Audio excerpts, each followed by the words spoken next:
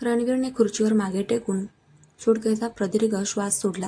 त्याला वाटले की त्याने परिस्थिती अत्यंत हुशारीने, मॅच्युरिटीने आणि शांततेने हाताळली आहे. मीरा आता शांत झाली होती.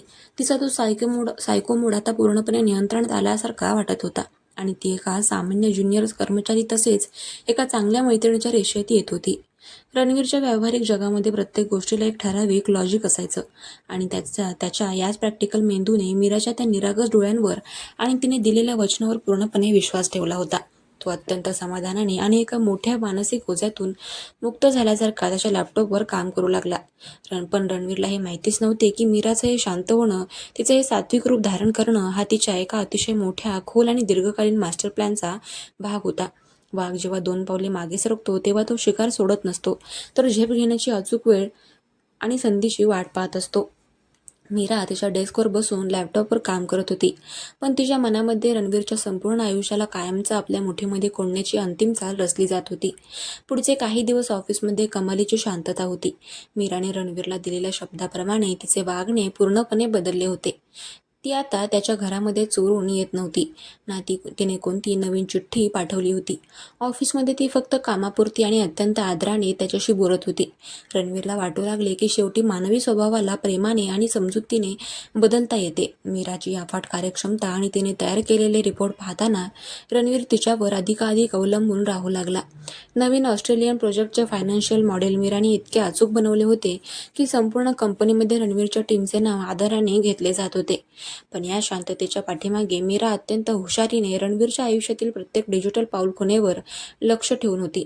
तिने त्याच्या नकळत त्याच्या लॅपटॉपमधील सर्व वैयक्तिक फाईल्स, कंपनीचे गुप्त व्यवहार आणि त्याचे बँक डिटेल्स या सर्वाचा एक असा सायलेंट बॅकअप तयार केला होता ज्याची सिस्टीम हेडलाही काडीची कल्पना नव्हती. ती फक्त एका अशा दिवसाची वाट पाहत होती जेव्हा रणवीर तिच्याशिवाय या जगामध्ये दुसरा कोणाचाही विचार करू शकणार नाही. आणि अखेर तो दिवस उजाडला. 22 जुलै. आज कंपनीच्या इतिहासातील सर्वात मोठी आणि महत्त्वाची बोर्ड ऑफ डायरेक्टर्सची इमर्जन्सी मीटिंग होणार होती. या मीटिंगमध्ये रणवीरला त्याच्या ऑस्ट्रेलियन प्रोजेक्टचे फायनल प्रेझेंटेशन आणि बजेटचे मॉडेल सादर करायचे होते. हे टेंडर मंजूर झाले की रणवीर थेट कंपनीचा व्हाईस प्रेसिडेंट VP होणार होता. सकाळी 8:30 वाजता रणवीर कडक इस्त्रीच्या काळ्या सूटमध्ये अत्यंत रुबाबामध्ये ऑफिसमध्ये हजर झाला. त्याच्या चेहऱ्यावर एक सिनियर हेडला साजेसा आत्मविश्वास होता. तो थेट त्याच्या केबिनमध्ये गेला. लॅपटॉप बॅग बाजूला ठेवली आणि प्रेझेंटेशनच्या स्लाईड शेवटच्या वेळी तपासण्यासाठी त्याने लॅपटॉप सुरू केला. पण जसा त्याने लॅपटॉप उघडला त्याच्या पायाखालची जमीनच सरकली. त्याचा श्वास छातीतच अडकला. त्याच्या स्क्रीनवर प्रेझेंटेशनऐवजी एक भयंकर डार्क रेड रंगाची विंडो ओपन झाली होती. त्यावर कंपनीच्या गेल्या 5 वर्षातील काही अत्यंत गोपनीय फायनान्शियल ट्रान्झॅक्शन्स, टॅक्स चोरी आणि फंडच्या मॅनिप्युलेशनचा कच्चा डेटा उघडा झाला होता. धक्कादायक बाब म्हणजे त्या सर्व कागदपत्रांवर डिजिटल स्वाक्षरी आणि ऑथरायझेशन थेट रणवीरच्या वैयक्तिक आयडीवरून दाखवण्यात आले होते. हा असा डेटा होता जो जर बाहेर गेला असता तर कंपनी एका रात्रीत सील झाली असती आणि रणवीरला आयुष्यभरासाठी तुरुंगात जावे लागले असते. त्याचे संपूर्ण करिअर, त्याची इज्जत आणि त्याचे अस्तित्व एका सेकंदामध्ये खाक होणार होते. रणवीरच्या कपाळावरून घामाच्या धारा वाहू लागल्या.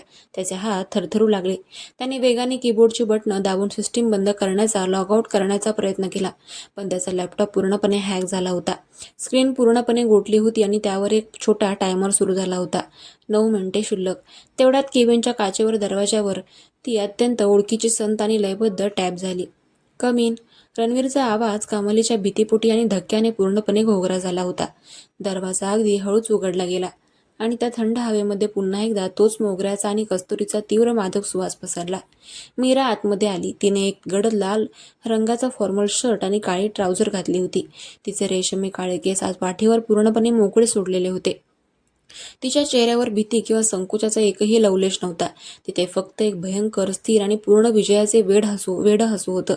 तिच्या हातामध्ये एक लहान डिजिटल टॅबलेट होता. मीरा आतमध्ये आली आणि तिने पाठीमागे वळून केबिनचा जड काचेचा दरवाजा आतून लॉक केला.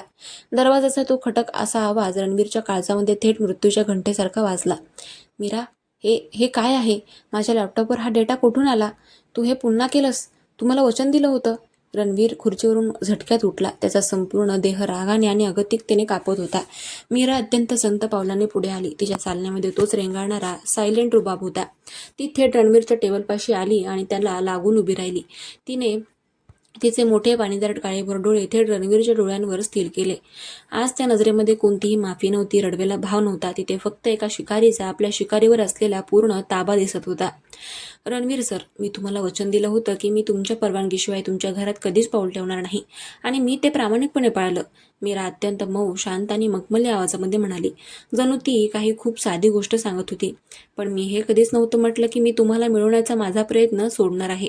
हा जो डेटा तुमच्या लॅपटॉपवर दिसतोय ना, तो मी तुमच्या सिस्टीमचा वापर करून कंपनीच्या मुख्य सर्व्हरमधून गोळा केला आहे आणि हा डेटा आत्ताच्या आता थेट बोर्ड ऑफ डायरेक्टर्सच्या, पोलिसांच्या आणि मीडियाच्या ऑफिशियल ईमेल आयडीवर जाण्यासाठी शेड्यूल झाला आहे.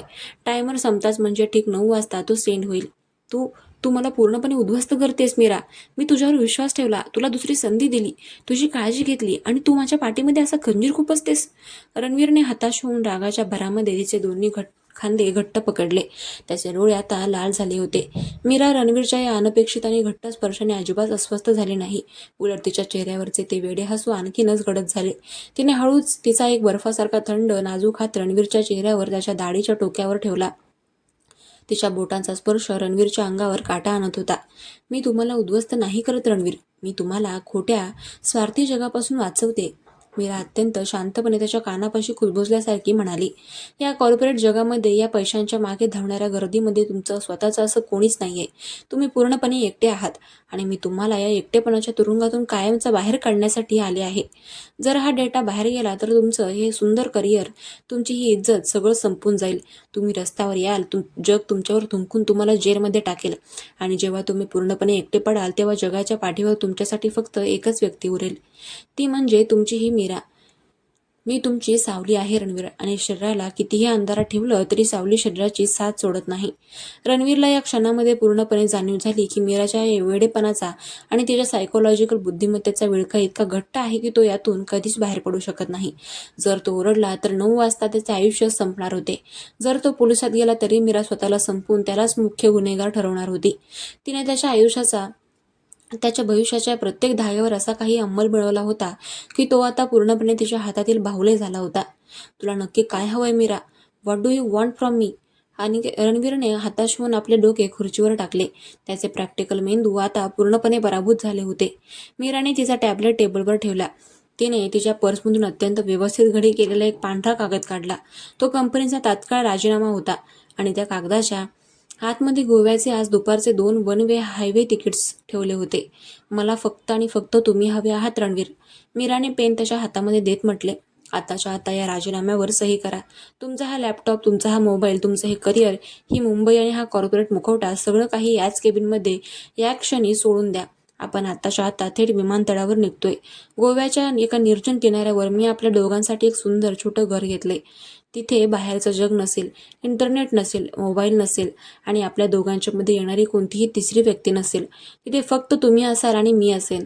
जर तुम्ही माझ्यासोबत यायला तयार असाल तर मी एका क्लिकवर हा संपूर्ण डेटा डिलीट करीन. पण जर तुम्ही नकार दिला तर पुढच्या 5 मिनिटांमध्ये रणवीर हे नाव या जगामध्ये बदनाम होईल. चॉईस तुमची आहे माय लव्ह. रणवीरने त्या पांढऱ्या कागदाकडे पाहिले आणि नंतर मीराच्या डोळ्यांमध्ये पाहिले. तिच्या या पाणीदार डोळ्यांमध्ये आता एक अथांग, शेवटचं आणि विजयी वेड चमकत होतं. रणवीरला समजलं की या मुलीच्या प्रेमाची कोणतीही हद्द नाही आणि तिच्या या विळख्यातून सुटण्याचा कोणताही रस्ता अस्तित्वात नाही. तिच्या या अथांग वेडासमोर त्याचा व्यावहारिक जगाचे सर्व नियम, सर्व कायदे गुडघे टेकून बसले होते. रणवीरने एक अत्यंत प्रदीर्घ जड श्वास सोडला. त्याने पेन नीट पकडला आणि थरथरत्या हाताने त्या राजीनाम्यावर आपली फायनल सही केली. ते पाहताच मीराच्या चेहऱ्यावर एक असं हसू आलं जे कमालीचं सुंदर पण तितकंच थरारक होतं. त्याने लगेच तिच्या टेबलवर एक बटन दाबलं आणि रणवीरच्या लॅपटॉपमधील तो भयानक डेटा एका सेकंदामध्ये कायमचा नष्ट झाला. स्क्रीन पुन्हा नॉर्मल झाली. तिने रणवीरचा तो सही केलेला पेन बाजूला ठेवला आणि त्याचा उजवा हात आपल्या दोन्ही हातांमध्ये घट्ट कवेमध्ये घेतला. तिची बोटं त्याच्या बोटांमध्ये अशी काही अडकली गेली जणू काही त्या नात्याला आता जगातील कोणतीही शक्ती वेगळी करू शकत नाही. चल रणवीर, आपली नवीन सुंदर जिंदगी आपली वाट पाहते, मीरा अत्यंत समाधानाने म्हणाली. रणवीरने त्याचा राखाडी कोट तिथेच खुर्चीवर सोडला. त्याचा लॅपटॉप आणि मोबाईल टेबलवरच चालू अवस्थेमध्ये ठेवले. तो कोणत्याही प्रतिकाराशिवाय एका निष्प्राण बाहुल्यासारखा मीराच्या मागे शांतपणे चालू लागला. 22व्या मजल्यावरून लिफ्ट खाली येत असताना रणवीरने त्या कॉर्पोरेट ऑफिसकडे आपली शेवटची नजर टाकली, ज्यासाठी त्याने आयुष्यभर स्वतःचे रक्त आठवले होते. पण आता ते सर्व काही एका क्षणामध्ये मागे सुटले होते. कार पार्किंगमधून बाहेर पडली आणि मुंबईच्या रस्त्यांवरून विमानतळाच्या दिशेने वेगाने धावू लागली. बाहेर पुन्हा एकदा आकाशामध्ये काळे ढग जमा होऊ हलका पाऊस सुरू झाला होता. गाडीच्या आतमध्ये पाठीमागच्या सीटवर मीराने रणवीरच्या खांद्यावर अत्यंत शांतपणे आपले डोके ठेवले होते आणि तिचा तो मोगऱ्याचा तीव्र सुवास संपूर्ण गाडीच्या हवेमध्ये अंमलासारखा पसरला होता. रणवीर गप्पपणे खिडकीबाहेर पडणाऱ्या पावसाच्या थेंबाकडे पाहत होता. तो मुक्त नव्हता, तो कैदी होता, पण एका अशा प्रेमाचा कैदी ज्याला जगामध्ये कोणतीही मर्यादा नव्हती, कोणतीही हद्द नव्हती.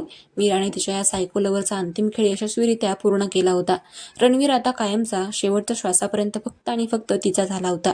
तर मंडळी, माय सायको लव्हर ही कथा आज इथे पूर्णपणे समाप्त होते. मला माहिती आहे ही कथा मी खूप लवकर संपवली, पण मला हवं तसं या कथेला प्रेम मिळालं नाही, व्ह्यूजही मिळाले नाहीत आणि तुम्ही कमेंटसुद्धा केले नाहीत. त्यामुळे आज ही कथा इथेच मी पूर्णपणे समाप्त करत आहे. लवकरच भेटूया एका नवीन लव्ह स्टोरीसह. तोपर्यंत बघत राहा माय सायको लव्हर. चलो बाय.